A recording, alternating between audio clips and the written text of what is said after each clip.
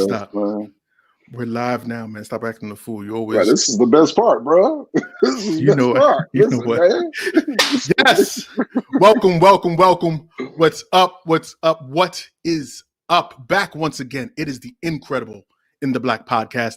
And in case you weren't aware, this is a podcast dedicated to covering the current events and social issues going on in your Black world and covering it all from the perspective of three grown-ass men who know that the revolution will not be televised. I am your host, Big O, Mr. in the Black himself, but you know I can never do this alone. Let me introduce the rest of the Roots crew. L Boogie, say what's up. Yes, bro. I had to do it for you one time. No doubt. How y'all doing, man? Yes, indeed.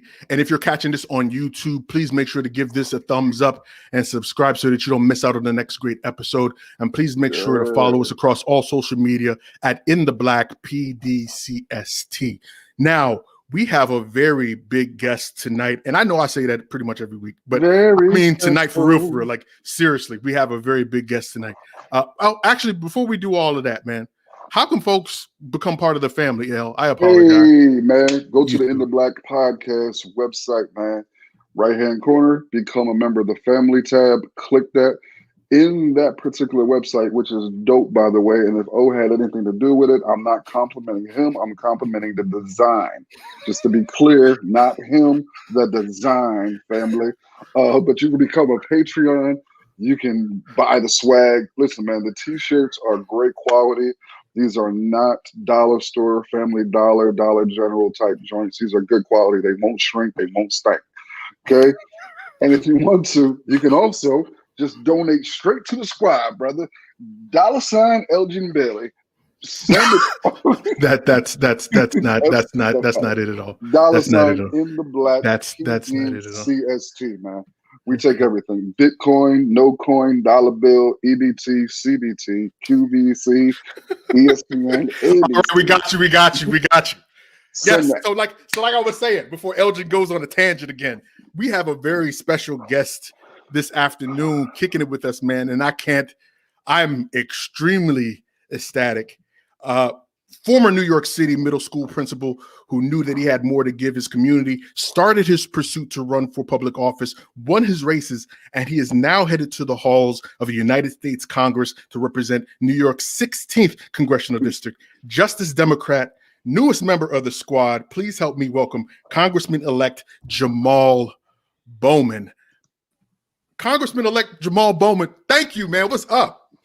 What's good, bro? Love, man. How y'all doing? Great to be here. Good, man. Thank you, man. We appreciate it. Good. We appreciate you taking the time out of your busy schedule. We know that you've got a lot of heads to wrangle and stuff like that, and your job's going to get a lot more difficult after January 20th. So we thank you taking the time out, man. Now, we are very familiar with you. Yes. But please, for our audience, for our listeners, for our viewers, please tell us a little bit about yourself. Of course. So Jamaal Bowman, Congressman-elect in New York's 16th District. So that includes the North Bronx and Lower Westchester County. So think Co-op City, Baychester, Wakefield, Woodlawn, Riverdale, as well as Yonkers, Mount Vernon, New Rochelle, all the way up to Hastings-on-the-Hudson and over to Rye, New York. Prior to running for office, I worked in education for 20 years, started as an elementary school teacher in the South Bronx before becoming a dean of students at the High School for Arts and Technology in the MLK building. And for the last 10 and a half years, I've served as a middle school principal in the Northeast Bronx. I actually founded my own School of Social Action in 2009, and I served in that capacity before running for office. And born and raised in New York City, Upper East Side, East Harlem section of Manhattan, raised by my mom, single mom, along with my three sisters, and ready to get to work, man. It's great to be here. No doubt. And you must be a Knicks fan too, ain't you? I'm excited. Yeah, man. Why we gotta start off on the wrong foot, man? I'm the one, bro. I'm sorry. Listen. But here's the thing. I like the draft. You know, I think they had a pretty decent draft. Okay. Combine that with Thibs as the coach and Worldwide West as the president, things might be looking up, but we'll see. I like your optimism. I like your optimism. We'll get into that later, but you still got that same owner, so I want to make sure you remember that. He thought he could just slide under the radar with that real quick. The draft was great, but so the first question I got on deck for you, man, coming from where you came from, becoming a middle school principal, that in and of itself is, I think many people would say that's sufficient enough to say that you're doing public service, that you're working for the community. That you're doing enough. Yeah. What made you take this step and say, I'm going to run for Congress or I'm going to run for public office? Yeah. So, I finished my doctorate in education on January 31st, 2019. And I had this urge and bug, I guess, to do more. I felt I had more to offer. But the year prior to that, the 2017-2018 school year was probably the toughest year I've had as an educator. I've always approached education not just as a job, but as like a calling and as like a mission to really make transformative change in the lives of kids that have been historically oppressed. My entire career, I've worked in what we call Title I schools. These are schools that are underfunded and underserved. And I've served mostly Black and Latino students. And despite their unlimited potential and capacity, the system continued to fail them with lack of opportunities. So during that year, 2017, 2018, 34 children died within the K-12 school system in the Bronx, and 17 died via suicide. And one of the children who died by suicide happened right across the highway from my school in Co-op City. It was a young girl who was bullied in school, and she went to the top of a building right after school and jumped off the building and died by suicide. Jesus Christ. And right up the street, also in the district at New Rochelle High School, two girls got into an argument during a lunch break. One pulls out a knife, stabs the other, and kills her. Now, during this year, we also had the Parkland shooting out in Florida. We also had a young man named Junior jumped by some gang members in the South Bronx and beaten to death. So as an educator, man, we love our kids very deeply, and we love all kids deeply. So to see kids hurting this way, and our elected officials not making the connection between their trauma, poverty, and the bad policy that comes from Washington was kind of like enough for me. And I felt I was numb that year. And I just felt like I could do more, and I had something to offer. So started exploring a run, and people seemed to be really excited about it and supportive. We started, as you mentioned, with the endorsement of the Justice Democrats, and we won a historic victory. You did. And I know we'll talk a little bit more about that. I think it's interesting recognizing your background. I'm not going to lie to you, man. When I saw your story, your not just your story, but your speech after you beat former Congressman Engel, I guess you could still say he's Congressman Engel at this point. It really moved me. Moved me to the point that it made me fearful. And I'll say fearful because I know that a lot of brothers, when they try to put in the work, especially good work like this, it's rough. It's not only is it rough, but they find obstacles along the way. Yeah. Are you prepared for the obstacles that are going to jump ahead of you, man? Because it's this 63, is a hell of an answer right they here. Said 63% of Republicans still believe that Biden stole the election from Trump. And we've got folks in office that are aiding and abetting. There's going to be some obstacles. Are you ready for it? It's a great question. If you were to ask me this question in 2007 or 6, I may not be in this position that I'm in right now. Watching Obama do what he did, even though he was like the perfect black man, in terms of I get it. But still, like at that time in my consciousness, I still thought like if someone like him runs for office and they have a shot, they may get assassinated. So watching him created a paradigm shift for me. Like, okay, maybe the country, and put that in quotes, is a little bit is ready for something different. But then fast forward to 2016 and Bernie Sanders run for president, and him pointing out economic inequality in the way in which he did. That was another sort of changed my perspective a bit. Sure. Then in 2018, watching AOC win and her enter Congress with the other members of the squad, Ilhan, Rashida, and Ayanna. Yeah. And watching them speak truth to power and challenge this system of white supremacy from the inside out with their very being and their voice and their brilliance gave me the utmost confidence and strength and pathway that I needed to ultimately run for office. Now that I've won and I'm in the position I'm in right now, I don't feel alone. I feel like, I'm entering with my brother Mondaire Jones, my sister Cori Bush, and then the squad is still there.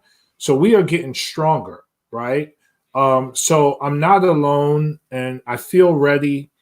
Having said all of that, day one of orientation, we have members of the Republican Party asking if they could bring guns into the Capitol and if they could keep guns in their offices. On the chamber floor or just in their office?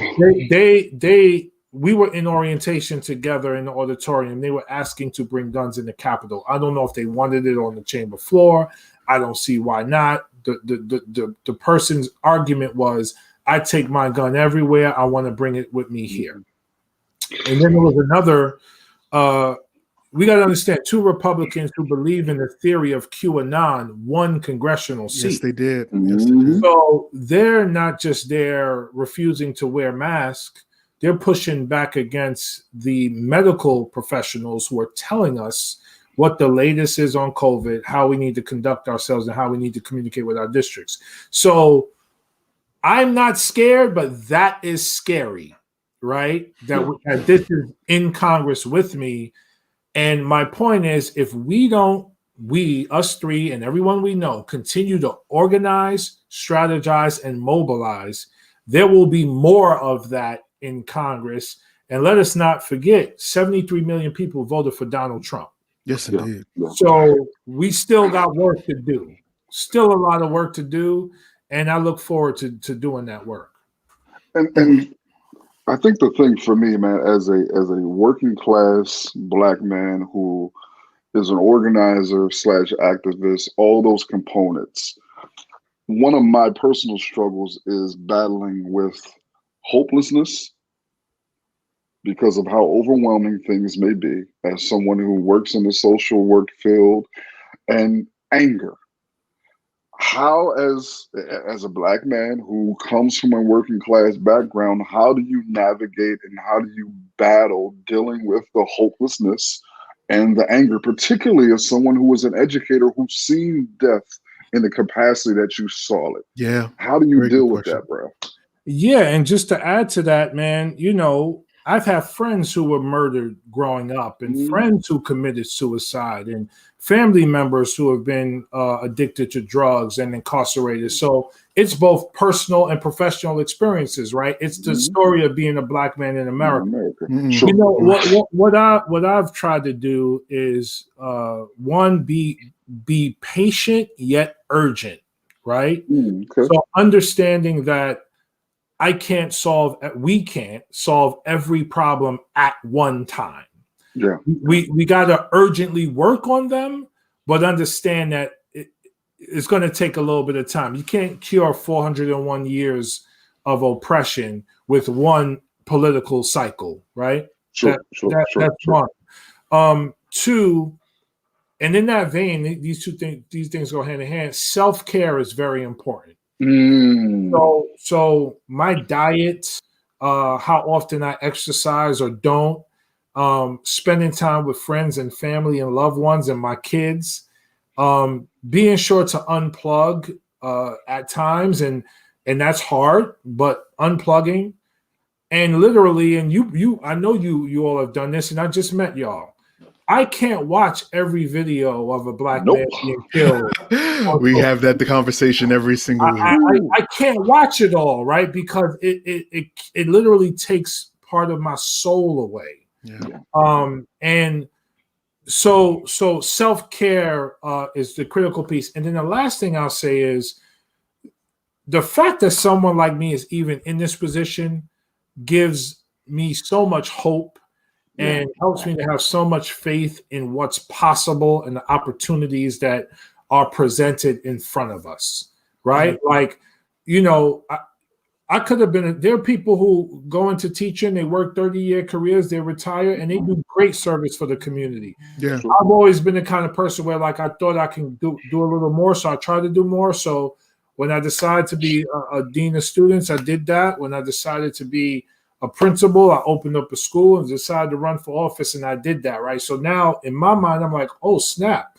When I really put my mind to something and surround myself with the right people, we could get things done. And if I could do that, other people could do that, because I don't come from Ivy League or wealth, or I'm not in a fraternity or anything like that. Nothing against any of those people, but I'm a regular dude, man. You know, I had C's in school, and I'm not saying that to brag. I'm saying it because, like, I didn't take it seriously. You know, but when I started, I was able to make transformative change in my life and the lives of others. And so what I want to tell people is look to my example and look to the examples of many others of people who, you know, came out of nowhere and they're making transformative change. And right now we're in Congress right now. So there's a lot more we can do, you know, if we come together. No doubt. Now, there has been, and we've seen it during this last election cycle, there's been a huge push. I think there's always been a huge push, or a push for a long time anyway, to cater to soccer moms in this country. And when we say soccer moms, we know who the demographic is that we're talking about. How come the Democratic Party, or why do you believe the Democratic Party or politicians in general haven't made such a larger effort to speak to the basketball dads and those working class men of color, black men specifically? They don't know how. And I think it's an example of us growing up in segregated communities and neighborhoods and society. They don't know how to talk to black people. They don't know how to talk to certain demographics of black people and certain class of black people.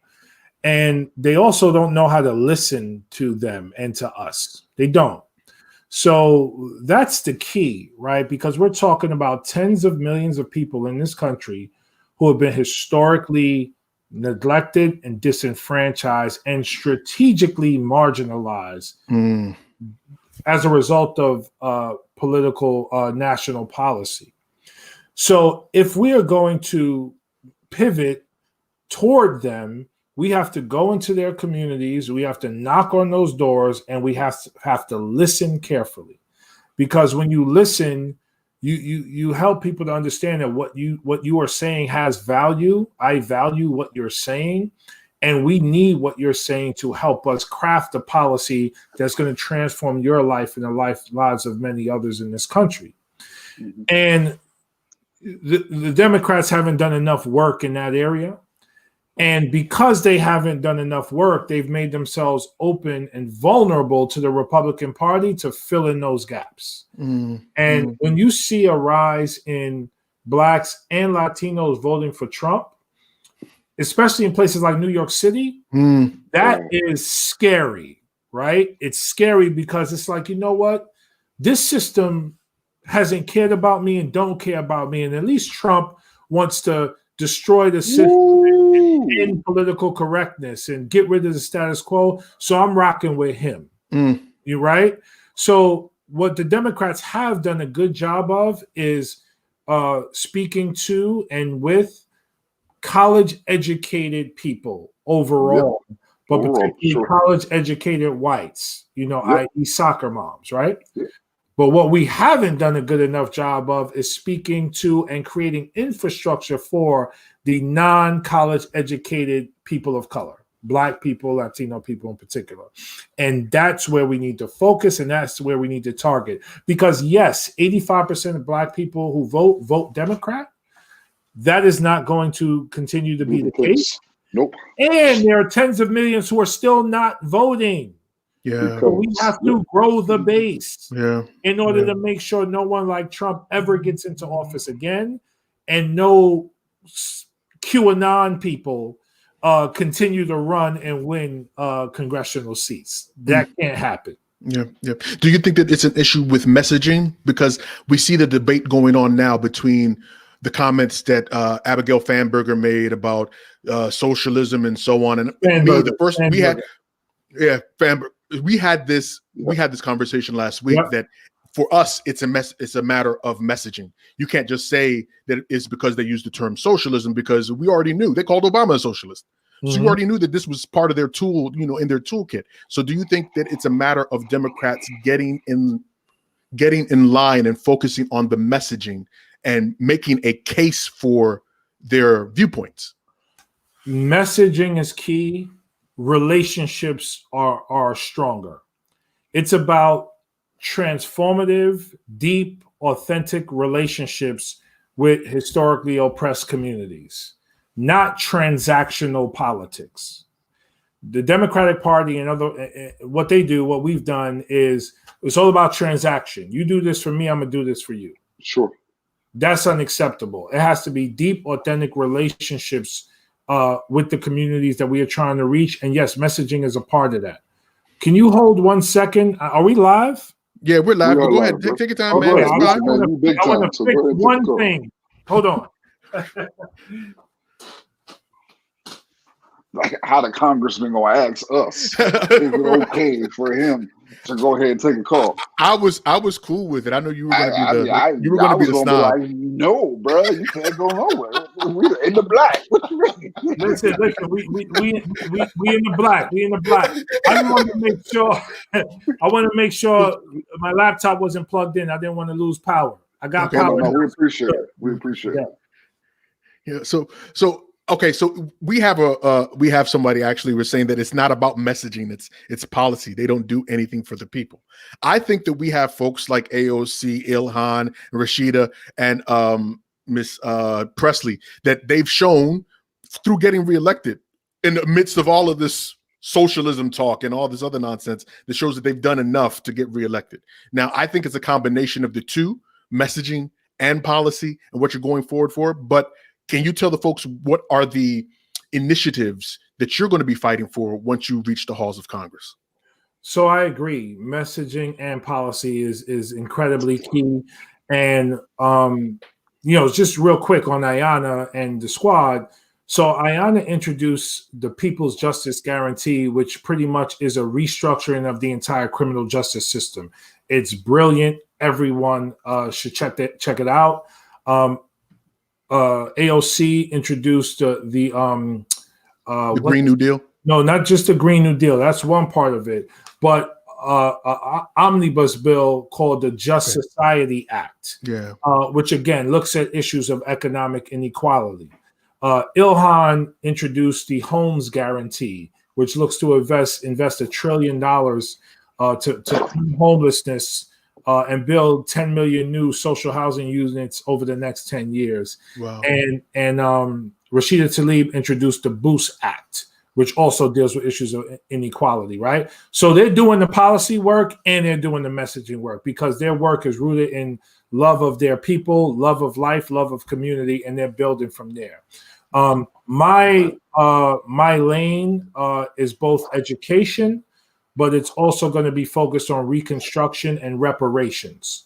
So from an education point of view, we need to reimagine our public school system overall. From looking at it from the perspective of early childhood education, birth to age 8, project-based learning aligned to the needs of our communities, bringing back sports, the arts, and music, and aligning what kids need to do to a Green New Deal economy. So more 21st century career and technical education. So it's a Green New Deal for public schools with all of those components involved. Reconstruction is about truth and reconciliation and reparations, and articulating, wait a minute, the white middle class and white wealth was built in this country by the United States government sanctioning slavery, but then sanctioning the giving of land to whites, both foreign and native born. So we're talking from the colonies, right? The head right system. You come over here, we'll give you 5 to 100 acres of land. We're talking the Homestead Act. We're not going to give blacks 40 acres and a mule, but as we expand out west, we're going to give you millions of acres. Everything. Of land, Yeah.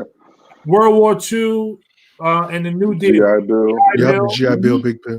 We're gonna help you. We're gonna give you really low interest rate and low cost homes where you could pay off your home in 10 years and stack the rest of the chips and send your families to college and all those things. Right? Yeah. So America's wealth and the white middle class was built on the backs of slavery and policies that gave land and wealth to white people. Yeah. So, while at the same time targeting black people for destruction, like redlining, underfunded schools, crack cocaine, the war on drugs, mass incarceration, right? They didn't give us jobs, they gave us cops. So talk about reconstruction and reparations.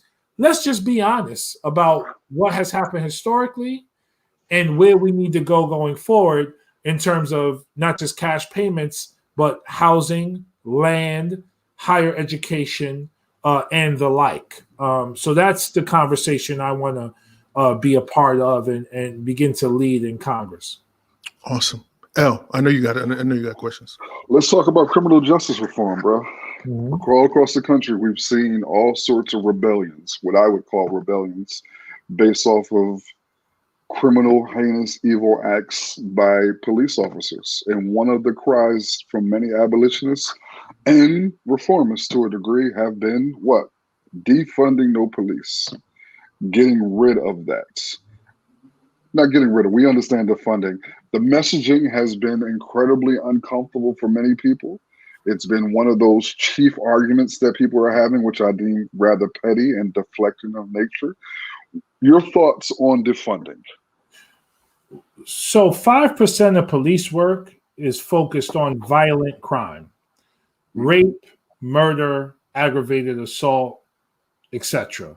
Sure. The other 95% deals with administrative work as well as responding to disputes that are mostly domestic and or deal with mental health. Yes. When we say defund the police, it's a reallocation of resources towards areas that deal with public safety and public health, mental health supports, food security, housing security, jobs, non-emergency responses. That's what we are talking about. Yes. Allocating our resources towards areas that truly impact public safety and public health in a positive way. And when we talk about how we recruit, retain, train our police, we have to do that completely differently because institutional racism lives within the system, right? So we need to raise standards for police. 5 weeks of training after 2 years of college is not enough. We need 4 years of college, ongoing higher education, and much longer training before you could even be given a gun. And that training must include unconscious racism and explicit racism as well. And we need to recruit police who live in the community, live in the hood, and work in their community. Yeah. And this is all. And if an officer breaks the law, they need to be held accountable. We have no system of accountability whatsoever, which is why we want to end qualified immunity at the national level. And that's just policing. That's not even talking about prosecutors, judges, and the mass incarceration system, bail bond system, and all of that. Yeah. All of that being destroyed and rebuilt, right? Yeah. So, if we look at, things like legalizing marijuana and other things that people are locked up for, if there was a program, a rehabilitation program that was in place that didn't put people in cages, we can help people a lot more with education, with rehab, drug rehab, with psychological supports. We could do so much more to truly help people come back into society and be productive. We need to end solitary confinement. We need to end life sentences. We need to end the death penalty. There's so much work to do there, and that's why I highlighted Ayanna's People's Justice Guarantee, because it begins to do that work. So defund is a rallying cry for activists and protests. It begins a conversation about criminal justice reform overall. Mm-hmm. And guess what? If you're in a district where you're running for office and you don't agree with defund, and there are people in your district who don't agree with that, then explain that to the people in your district. Don't blame me. Yeah, don't blame other folks hundreds of miles away for you losing your race. That's lazy and it's unacceptable. Yeah, it's very disingenuous. All right, we're going to try and get you. I got a couple more questions, but we're going to try and get you right on this, man. Okay, I'll try to be quick. Okay. Now, earlier you talked about what seeing Obama did for you in terms of your desire to push forward and run for public office. With gentlemen like you claiming public seats, well, let me take a step back, matter of fact. As a New York native, I'm not from New York. I have family from New York. Everybody knows Dinkle, Mayor Dinkle, right? Dinklage. People couldn't tell you who their congressman was, but they could be able to tell you who the mayor was because of the impact that he had as the first black mayor in New York City, and still the only black mayor of since then, right? Mm-hmm. What do you think the elections of folks like yourself is going to do for the generation behind you? Man, it's already happening. I'm the first African American to ever hold this seat in U.S. history. My dad and I are the first African Americans to represent Westchester County in congressional history. And I already see Black men and men of color running for office, both at a city level, county level, state level, and federal level in higher numbers since I decided to run. Even school board, right? People who didn't think about it, who saw my example, and they're deciding to do it. So it's already happening, man, and it's only going to grow exponentially. And not just me. Again, it's others. It's the squad. It's all of us. Yeah. We're regular people. We're working class people, and we try to do our best to represent the working class. So it's going to continue to grow. It's going to continue to explode. And it's exciting. And as long as it stays rooted in love, I like where it's going. And we need love now more than anything else because of what Trump has awakened in the American psyche and in the nation's behavior. We got a lot of work to do to overcome that. I know that's right. I want to ask you the most important question before we let you go. When you get sworn in, are you going to get sworn in to protect your neck? You're going to have that playing in the background? If you can guarantee that for your boy, my goodness. So, because we know you're a big Wu-Tang fan. We've been debating. It's had us debating back and forth about Wu-Tang stuff all day when we said we're going to have you on the show today. So please. Protect your neck probably will be perfect. Triumph also. I mean, obviously, Triumph is the anthem as well. Yes, indeed.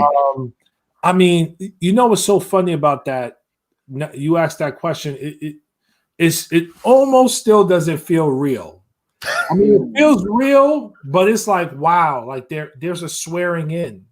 And my mom, God willing, will be there, and my sister will be there, right? And it's like, after the primary, I felt like I won, but it wasn't official yet. Right. And then after the general, even leading up to the general, even though we didn't have a competition really, I was still nervous. But then after the general, I'm like, okay, like I'm in there. Like, we in there right now, right? Yeah. And then last week we had orientation, so it was like, this is my new job. I'm in there. I'm picking out all. Wow. We're picking out offices, finding apartments, right?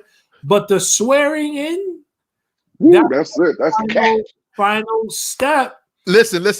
We got to play Triumph. You've got the email. You've got the email. I'm right outside of Washington, D.C. I know COVID is a thing. The cooties is still going around, but I want to be invited to the parties. I need to hear that. I need to. We gotta. I mean, we got a vaccine coming early December, God willing. I wish we had it more robust at that time, but man, when we're able to celebrate. Yeah, that's going to be the thing. But we got to do it, man. Real talk. If somebody had told you 5 years ago that this is where you'd be today, let's say your former self, your future self came back and said, yo, Jamaal, this is where you're going to be 5 years from now. Would you have believed it? Yes. 5 years ago. You see how maybe not 10 years ago. Maybe not 6. Maybe not 6, but 5. 5, I felt something brewing. Like, okay. We gotta make a power move. I don't know what it's going to be, right? But something is happening. Something got to happen. So 5 years ago, maybe not Congress, but something, right? But before that, not really. I mean, I'm super blessed and lucky, man. To, like I said at the very beginning, I always felt like I had something to offer, and it's just great to be able to offer it. And now it's like now we in the building, so let's see what we can do with it. Let's shake it up. Yeah, no doubt. Congressman-elect Jamaal Bowman of New York's 16th Congressional District. Please, we thank you. We thank you. We can't thank you enough, man. Please tell the good folks where they can find you if they'd like to find you or anything you've got going on outside of that. Of course. So, bowmanforcongress.com is the website. Jamaal Bowman NY is the social media handle. But what I want everyone to focus on as well in this moment is we have 2 Senate runoff races in Georgia. This is very, very important, right? Because if Democrats can win those 2 races in Georgia, we disempower Mitch McConnell. Right now, Mitch McConnell's in the Senate, and there's no policy he's going to allow to pass. Republicans have control of the Senate. But these 2 races in Georgia, Christopher Warnock is one, and John Ossoff is the other. If we could go to gasenate.com and just support them in their races, whether it's financially, phone banking, or otherwise, this is like the presidential race 2.0. Yeah. Because if Democrats get control of the Senate, we can expand the Supreme Court. We could pass the policies that we need to pass to respond to COVID and economic inequality and racism. We got to get Mitch McConnell out of there. And if we win these 2 seats in Georgia, that's going to be huge. No doubt. Thank you, sir. We appreciate you taking the time out. We can't say thank you enough, man. Be safe out there, okay? Peace and love, y'all. Great to be with y'all. Let's do it again. Thank you, sir. Yes, sir. Thank you. Peace. All right, man. Man, listen, man. Elgin, before we close out for the afternoon, for the evening, what are your thoughts on the conversation that we just had, man? I don't like politicians, bro. I know you don't. Man, don't like them like Jesus didn't like them. I got to put myself in the category with a higher power, bro, to make myself look good, feel good. Always causing trouble. Go ahead, my guy. But honestly, man, like I do with all of our guests, man, I went nice and researched and checked out this brother, man. His story was powerful. His love for community is powerful. His ability to speak truth to power was powerful. He didn't use a bunch of fluffy, colorful language that was over folks' head. He was very relatable. And then the most important part for me was his policies. When I looked on his policies, man, when I see end cash bail, end school to prison pipeline, when the man speaks about reparations, specifically for Black folk, I got a tremendous amount of respect and admiration for that brother and support for him in the future. Any money that comes in, $ in the Black PDCST, gonna go right to that, right on down the road. Yeah, man. Like I was saying before, man. I mean, I saw his story earlier during the year when he was running for the primary, man, and him and Corey Bush that ran in Ferguson and won. They moved me seeing where they came from, where they were pushing to, and seeing them actually win their races gives me some level of hope. We talk about the progression, the militant progression of black policy, right? And I think that they, in some level, embody that. Now, I'm not naive to the fact that they're going to have to get into the halls of Congress and they're going to need to work with people in some capacity. But at least with these people, just given where they've come from and how they've fought and the things that they've been fighting for, gives me some belief that it's not just going to be talk. It's going to be you know all what I mean? right. There's going to be more than that. All right. We want to thank you guys for joining us for another episode of the In the Black podcast, man. But before we head out, tell these good folks where they can find you if they'd like to find you, man. Twitter, man, at Elgin Bailey. I hang out on Facebook a little bit, but Zuck be tripping these days. So yeah. I did a month and a half bid in that. You did a bid. You did a little bid. Off some foolishness. I sent you a kite, bro. You know what's messed up, man? Folks be coming for you on the internet, and you tell them that you're gonna meet them in the streets, and Zuck got mad. So I was like, okay, it's a whole different. Then, bro. Yeah. I'm just, you know what? I'm gonna from now on, I'm not gonna respond. I'm just gonna send my goons like you after. I am Big O, Mr. In the Black himself. You can find me on Twitter and on Instagram at MR_in the Black. And once again, I want to thank the Congressman-elect, forget all that, Congressman Jamaal Bowman. It's already locked in. Congressman Jamaal Bowman for joining us tonight. And I want to also thank you for kicking it with us today. You could have been anywhere else in the world, but you chose to kick it with us. No, you couldn't, bro. You could be on the couch, the basement, or the bed. Listen, I try to be nice to people. Why do you always have to sour? Why do you always have to sour our listeners? Can we just show appreciation to them for chilling with us? You could be anywhere. Alex, anywhere else. Man, now you make me not even want. Anyway, man, you can follow us across social media at In the Black PDCST on Facebook, Twitter, and Instagram. And as always, informed, intelligent, in the black.